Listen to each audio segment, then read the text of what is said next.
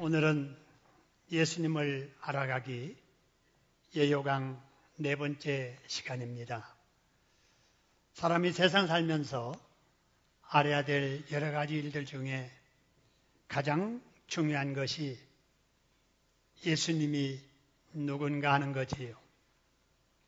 예수님이 누군가를 알아야 나를 알 수 있게 되고, 내가 누군가를 알아야 내가 나답게 세상을 살아갈 수가 있는 겁니다. 그래서 우리 예수님을 알아가기 위해서 요한복음을 통해서 지금 예수님에 대한 내용을 살펴보고 있는데, 지금까지 살펴본 내용을 정리하면 우리 예수님은 태초부터 계시던 분이셨습니다. 그리고 하나님 아버지와 함께 천지 만물을 지으시던 분, 저와 사람을 지으신 조물주요 창조주 하나님이십니다. 할렐루야. 뿐만 아니라 이 예수님께서 우리 죄인들을 구원해 주시려고 이 세상에 오셨고, 어두운 세상을 밝혀주시려고 빛으로 오셨으며, 영적으로 죽은 우리를 살려 영원토록 살게 하시려고 영생의 주님으로 오셨습니다. 뿐만 아니라 몸을 가지고 이 세상에 사는 하나님의 자녀들이 안고 있는 모든 문제를 해결해 주시려고 우리 주님께서 문제 해결자로 이 땅에 오셨습니다. 우리 민족이 위협을 당하고 있는 북의 위협으로부터의 문제 해결도 우리 주님께서 해결해 주실 줄로 믿으시기를 소원합니다. 여러분, 그렇기 때문에 누구든지 예수님을 믿기만 하면은 죄 용서를 받고 영생을 얻게 되며 하나님의 자녀가 되고 구원을 받게 되는 줄로 믿습니다. 근데 그분 예수님이 이 땅에 오셨을 때 동네 사람들도 많았고 같은 지역에 사는 사람들이 많았습니다마는 이들이 과연 예수님에 대해서 어떻게 하셨을까요? 지금까지 살펴본 10절과 11절의 말씀을 보니까요, 하나님이신 예수님이 사람들을 구원해 주시기 위해서 이 땅에 오셨는데도 세상에 그를 알지 못하는 거예요.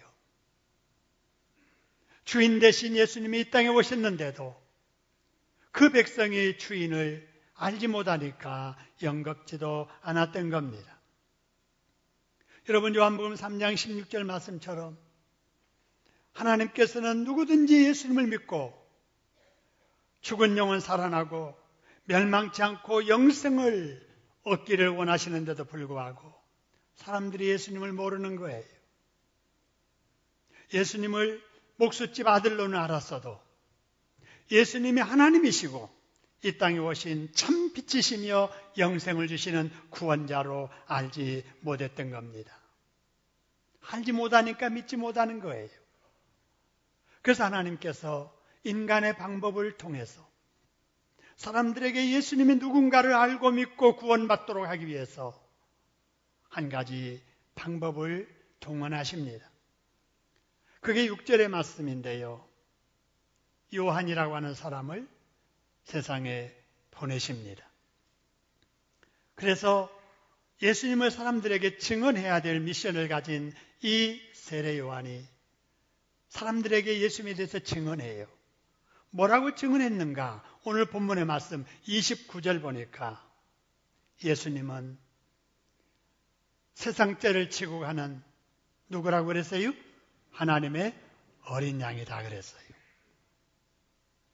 자, 어린 양이 세상 죄를 지고 간다. 여러분, 이 말씀을 이해를 하려면 구약 이스라엘 공동체에 죄 용서받기 위한 특별한 한 날이 있었음을 기억을 해야 됩니다. 이 날을 속죄일이라고 하는데요, 죄를 용서받는 이 날이 되면 죄 용서받기를 원하는 사람들이 제사장에게 염소 2마리를 제물로 끌고 갑니다. 그러면 제사장이 한 마리 염소는 잡아서 하나님께 제물로 제사드리고, 나머지 한 마리 염소에게는 안수기도를 해요. 그래서 제물로 가져온 그 사람의 죄를 이 염소에다가 옮기는 이 안수기도를 하는 거예요. 그리고 이 염소를 광야로 끌고 갑니다. 그리고 아무것도 없는 곳에 풀어놔 버려요. 그러면 이 염소가 헤매다가 맹수에 잡혀 죽기도 하고 아니면 굶어 죽기도 합니다.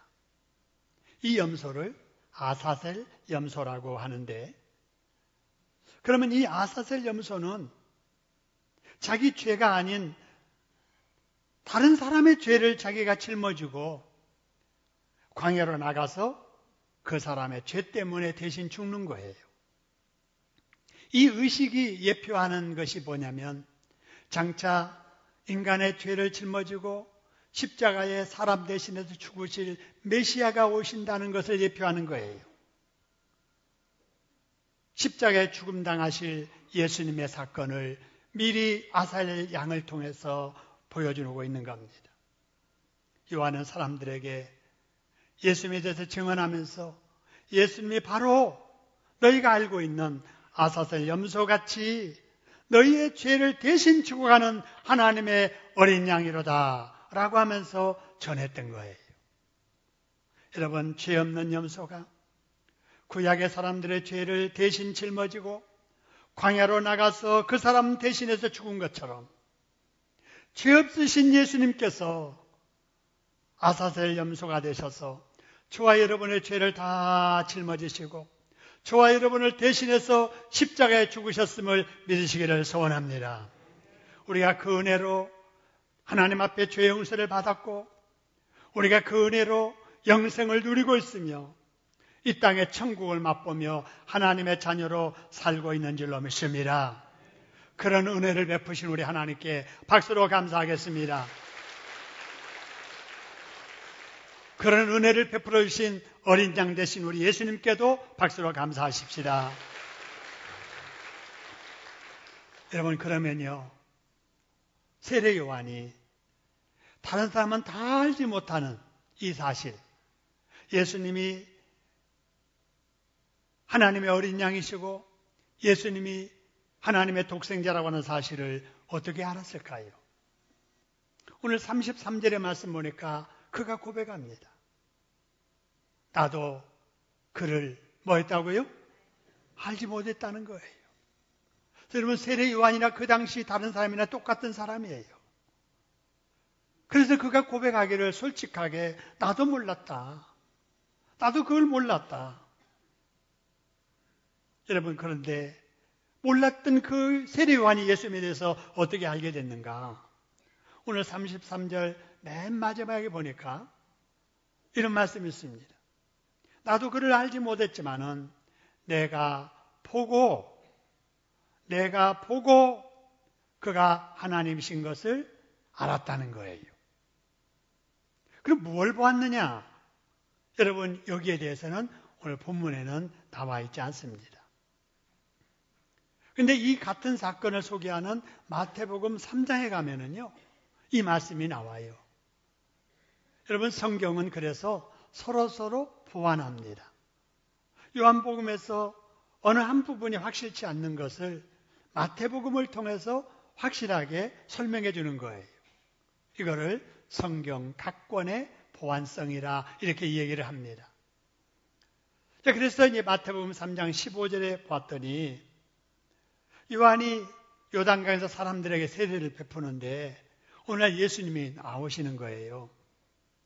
그러면서 요한 앞에 딱 서서 내게 세례를 베풀라 이렇게 말씀하십니다. 이때 요한이 극구 사행을 합니다. 제가 어떻게 예수님에게 세례를 베풉니까? 안 됩니다. 못합니다. 이럴 때 예수님께서 요한에게 말합니다. 허락하라. 우리가 이와 같이 하여 모든 뭘 이루는 것이 합당하니라 그래서요? 의를 이루는 것이. 하나님의 의를 이루는 것. 네가 나에게 세례 베푸는 것이 하나님의 의를 이루는 것이다. 그래가지고 요한이 할 수 없이 예수님에게 세례를 베풀어요. 그래서 예수님께서 요단강에서 세례 요한에게 세례를 받으시는데 그때 이상한 일이 벌어집니다. 예수님의 머리 위에 성령이 임하시는 거예요. 근데 마치 보니까 비둘기가 머리에 이렇게 머물러 있는 것처럼 성령이 임하시는 거예요. 그리고 음성이 들리는데 하늘에서 하나님의 음성이 들리기를 뭐라고 했느냐? 이는부터 같이 읽어봅니다. 시작. 이는 내 사랑하는 아들이요 내 기뻐하는 자라. 이런 것을 요한이 본 거예요. 들은 거예요. 그리고 나서 사람들에게 나가서 예수님이 바로 성령으로 세례를 베푸는 자이시고 예수님이 바로 하나님의 아들이다 라고 이렇게 증언했다라고 하는 사실입니다. 여러분, 우리도 세례요한처럼 우리가 만난 예수를, 내가 경험한 예수를, 내가 믿는 예수를 여러분 증언해야 될 줄로 믿으시기를 소원합니다.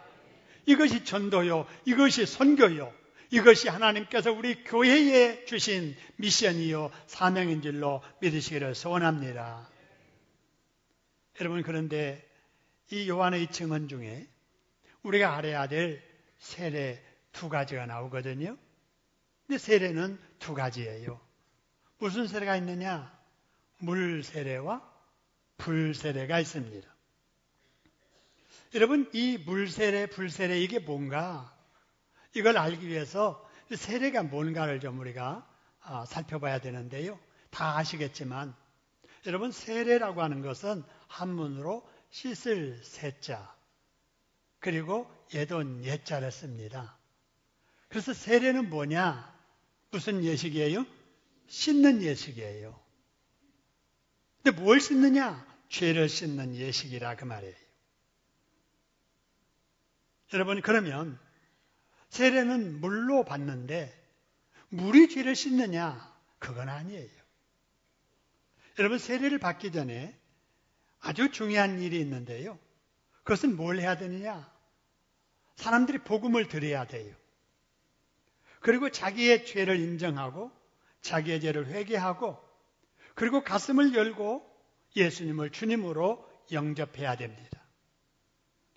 그리고 예수님을 자신으로 마음으로 믿음으로 영접할 때 뭘 해야 되냐면은 사람 앞에 하나님 앞에 공개적으로 자기 믿음을 고백해야 됩니다. 그리고 나서 세례를 받는데 여러분, 세례를 받을 때 어떤 교단에서는 물속에 잠기는 침례 세례를 받고 또 어떤 곳에서는 물을 찍어서 침례자가 세례받는 자의 머리에 얹고 성부, 성자, 성령 이름으로 세례를 베풉니다.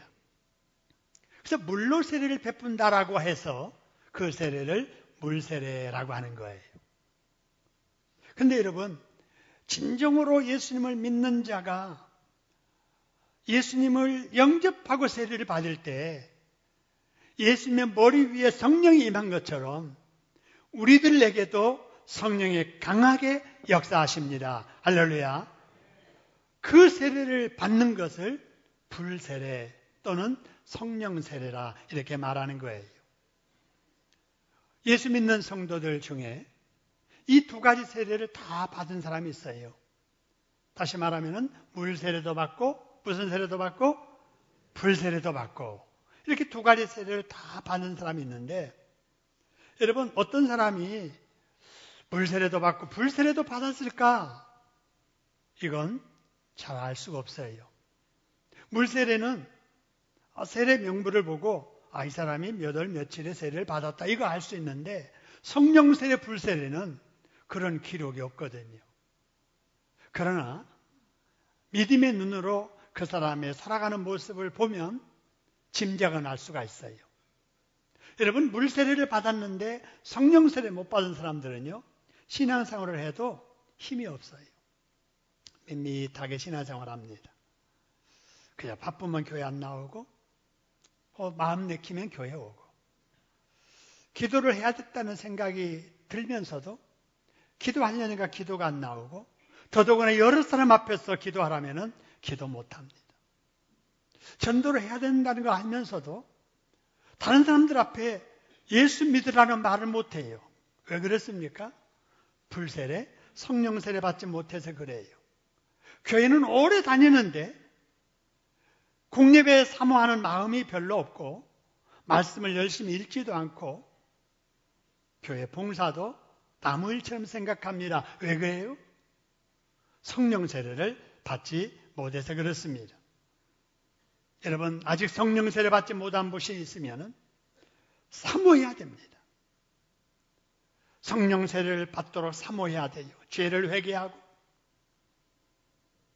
그리고 하나님의 말씀을 평소에 열심히 읽고 공예배 한 번이라도 더 드리려고 애쓰고 힘써 기도하고 여러분 성령 받기를 사모하면 우리 하나님께서 성령을 그 사람에게 부어주실 줄을 믿으시기를 소원합니다. 여러분 이런 성령을 받게 되면은요 작은 불씨 있는 곳에 기름을 뿌리듯이 여러분 작은 믿음에 폭발력이 나타나게 됩니다. 그래서 미지겠던 신앙을 가졌던 사람이 열정적인 믿음의 사람으로 어느 날 갑자기 바꿔지게 되고요. 남 앞에 입도 열지 못하는 사람이 담대하게 예수 믿으라고 전도하는 사람이 되게 되고요. 늘 힘없이 재미없이 교회를 다니던 사람이 긍정적인 마인드를 가지고 적극적인 봉사의 사람으로 변화되게 됩니다. 할렐루야. 여러분 성령 충만을 사모하심으로 성령의 불세례도 함께 받으시기를 주님의 이름으로 축원합니다. 이왕 신앙생활 할 바에는 우리가 때가 되면은 세례도 받고 우리가 불세례도 받아서 우리 하나님 보시기 아름다운 신앙생활 잘할 수 있기를 주님의 이름으로 축원합니다. 이제 성례식을 집례하도록 하겠습니다. 기독교에서 성례는 세례와 성찬입니다. 자, 여러분 기독교에서 성례는 뭐라고요?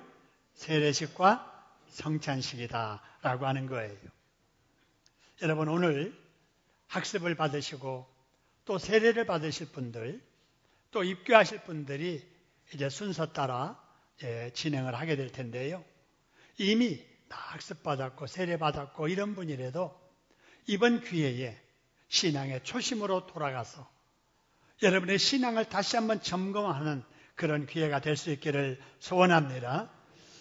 여러분 이제 우리 성도들이 교회에 출석하게 되면은요 이제 앞으로 세례를 받을 수 있도록 복음을 듣고 배우면서 믿음의 훈련을 받는 과정이 있습니다. 이거를 배우고 익힌다 그래서 학습 과정이다 이렇게 말을 해요. 이 학습 과정에 있는 분들이 그동안에 교육을 받고 문답한 것을 이 시간에 공회와 우리 하나님 앞에 서약하게 될 겁니다. 우리 서약하실 분들은 이름 부르면 대답하고 그 자리에서 일어나서 앞에 나오는 영상에 있는 내용을 읽으면서 서약을 할 겁니다. 자, 이제